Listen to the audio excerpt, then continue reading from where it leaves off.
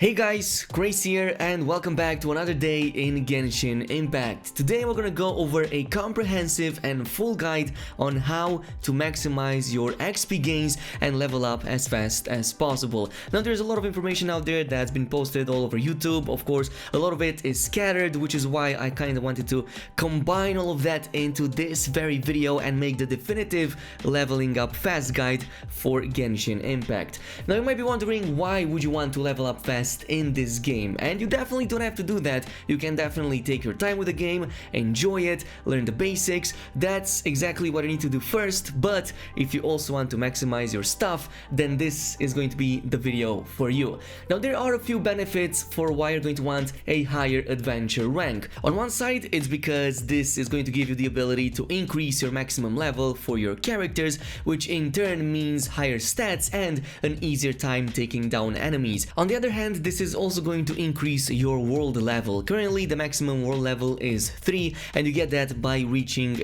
AR 30. And this is going to give you a bunch of benefits. It's going to increase the difficulty of enemies and bosses in the world, but it's also going to increase the quality of the loot that will drop from them. And this also includes the ley lines, by the way. So this is going to be something that you will eventually want to do. And on top of that, it also unlocks more content, as advancing in the main story, unlocking new quests and having access to higher domain challenges will also be something that you will want. Now let's begin with the first thing that you should do every single day when you're logging in the game, and the first thing should be to pay attention to your Adventurer's Handbook Commissions tab. This is like a daily kind of mission chain that you have to do. It unlocks around adventure rank 12, so that should not take you too long. But you have 4 Adventurers Guild daily commissions that will provide a really good amount of XP and Primo Gems for just a few minutes of completing them. And you can do this in no more than 10 to 15 minutes,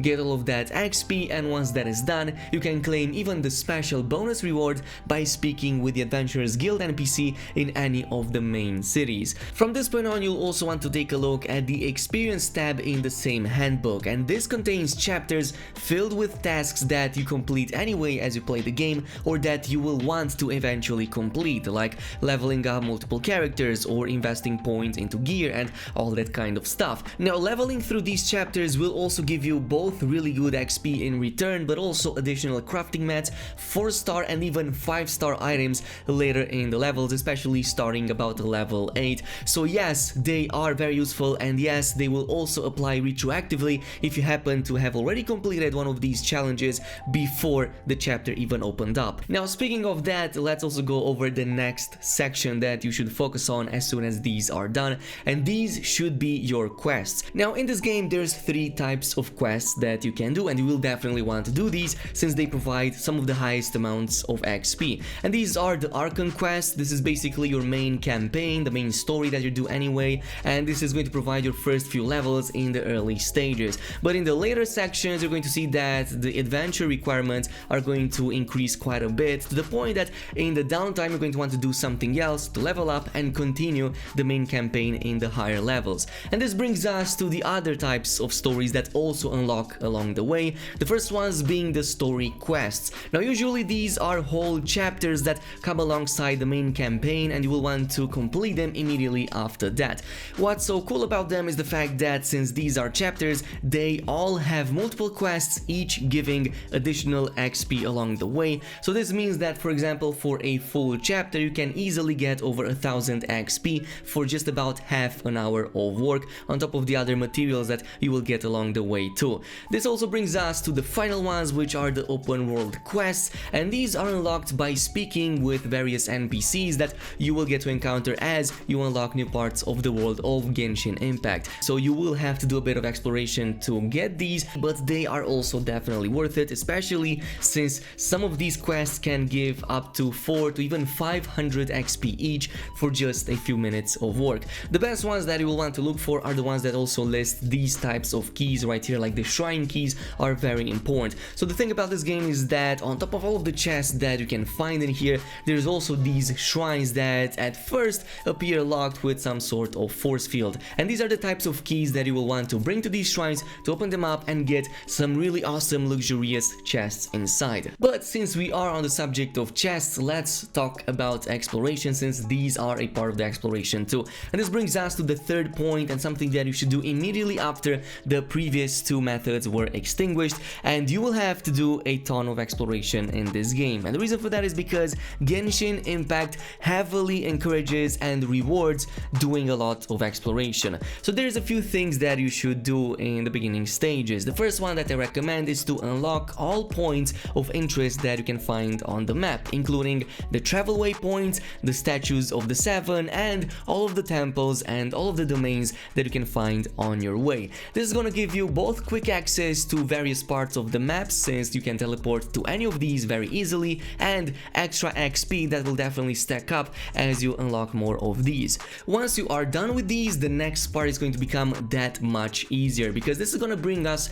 to another very amazing thing that you should do in this game, and that is to collect all of the oculi that exist in the game, which basically are these orbs right here that are scattered all around the map, because you will want to use these to bring them to statues of the seven, give them, and this is going to give you a bunch of rewards that are very beneficial. One of them is of course the fact that it increases your stamina each time you gain a new level, and then it's also going to provide you a ton of XP and some items in the process as well. Now for this, I definitely recommend you go ahead and check out the Genshin Impact map over on Google. You can just go ahead and type this name. It's going to be the first website that appears, but I'm also going to link it down below, because there's going to be a ton of these orbs scattered all around the map. There's 65 blue ones in the first region and over 130 orange ones in the region of Liyue, so you're going to have to do quite a bit of that in order to achieve this, but trust me, it's going to be super worth it. You're getting a ton of XP, you're getting a ton of primo gems,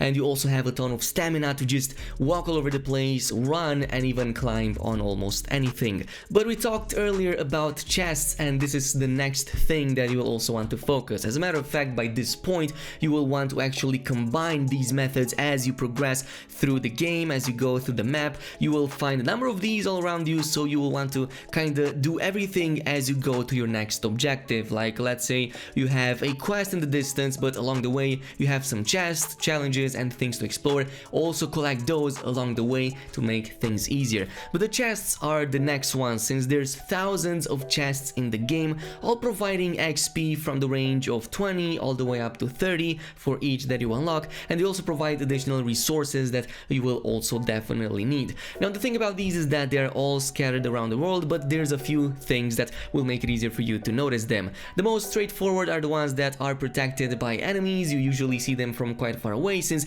they also tend to have those sigils surrounding them, and they only open up once you defeat the enemies that defend them. But there's many others actually that are actually really easy to miss and usually require completing a sort of puzzle. So pay attention to these blue floating spirits right here. They usually are the ones that kind of point you towards something worth discovering, like a new chest and whatnot. Then also pay attention to these bubble plants right here. If you interact with them, like attacking them or pressing F, they will spawn several balloons that if you pop them, they will also spawn another chest for you.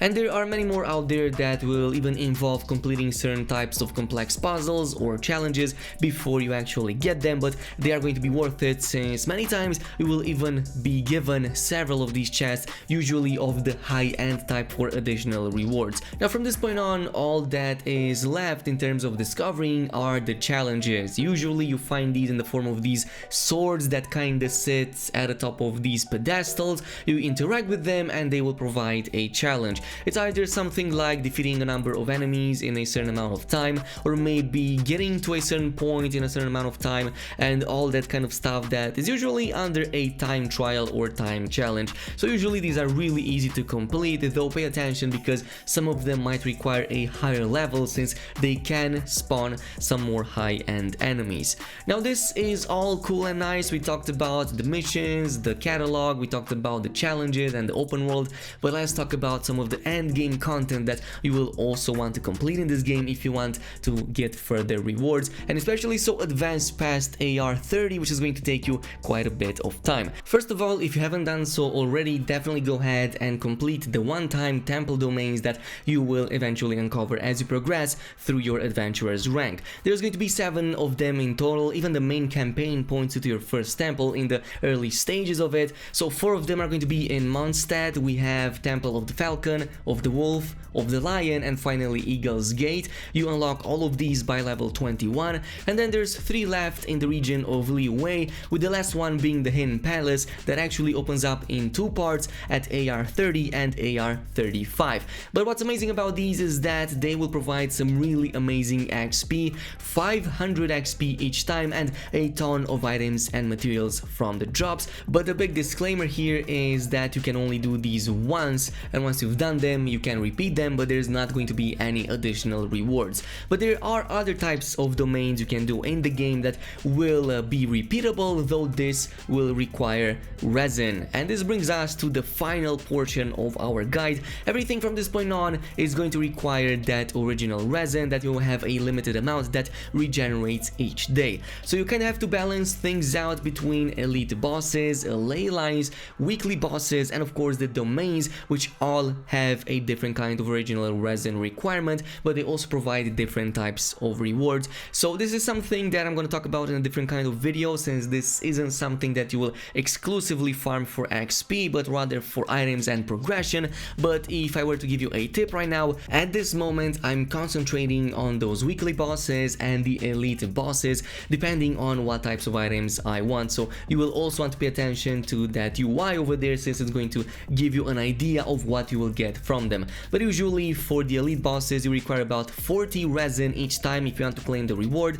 They reset on a daily basis, and they also give you like 200 XP as well as a bunch of materials. Then for the weekly bosses you will consume 60 resin, but they provide 300 XP and even better items than that. And while the ley lines and the dominions, they require 20 resin, but they only provide 100 XP and a bunch of other materials and items. So again, it's a matter of balancing. I'm going to talk about that in a different kind of video when I'm going to talk about the best endgame farming methods. But for now, this is what you need to know about your daily XP grind and how to increase your AR as fast as possible. But this is it. As always, if you enjoyed this video, don't forget to leave a thumbs up on it, comment and subscribe, and I will see you guys in the next one.